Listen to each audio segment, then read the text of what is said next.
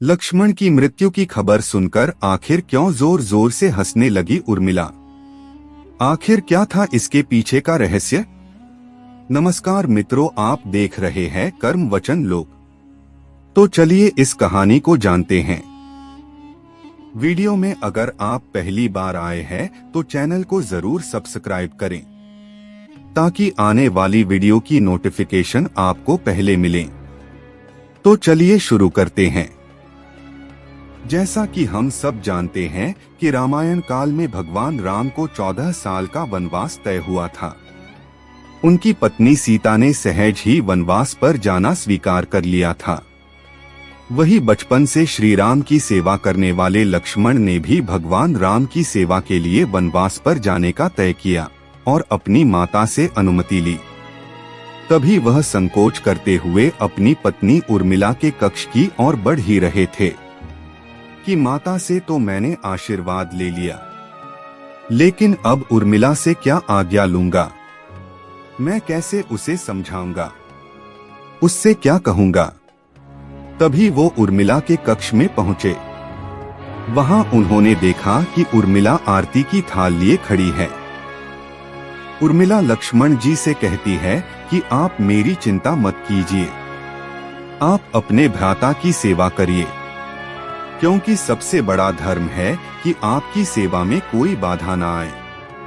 इसलिए मैं आपके साथ जाने की जिद नहीं करूंगी। यह सुनकर लक्ष्मण जी प्रसन्न हुए, कहा कि तुमने तो मेरा सारा संकोच ही दूर कर दिया।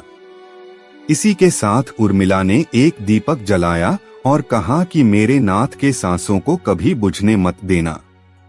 इसके बाद भगवान राम, माता सीता सहित लक्ष्मण जी 14 साल के लिए वन में वास करने चले गए। उनके पीछे उर्मिला एक तपस्वी की भांति अपना जीवन व्यतीत करने लगी। बता दें कि उर्मिला भी 14 वर्षों के लिए नींद में चली गई थी। दरअसल इसके पीछे का कारण है कि लक्ष्मण हर समय भगवान राम और माता सीता की सेवा में लगे रहते। इसलिए उन्होंने नींद की देवी से वरदान मांगा कि उन्हें 14 वर्षों तक नींद न आए, ताकि वो चाहे सुबह हो या रात हर समय अपने भ्राता की सेवा कर सके। नींद की देवी उन्हें यह वरदान देने के लिए तैयार हो गई, लेकिन उन्होंने कहा कि आपके बदले आपके किसी करीबी को सोना होगा, और यह काम संभाला उनकी पत्नी उर्मिला ने।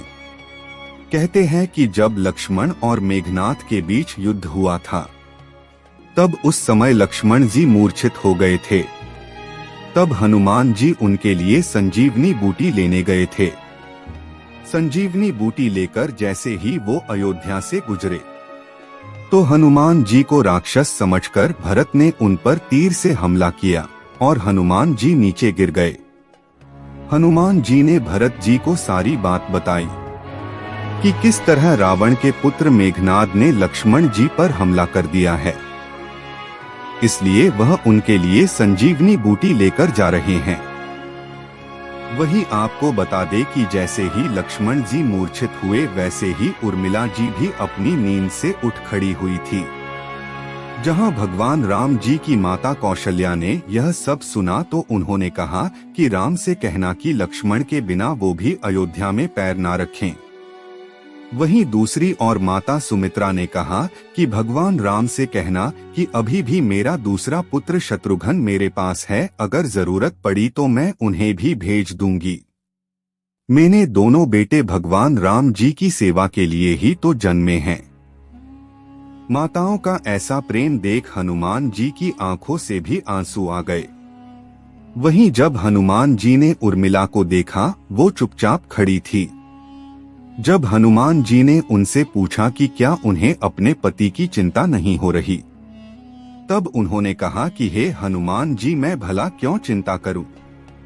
मेरा दीपक अभी भी संकट में नहीं है, तो मेरे स्वामी कैसे संकट में हो सकते हैं? और वो हंसते हंसते वहां से चली गई। जब हनुमान जी संजीवनी बूटी लेकर वापस लंका गए थे, तो संजीवनी बूटी से वह एकदम ठीक हो गए थे। तो वहीं उर्मिला जी भी अपने भवन में जाकर सो गई थी।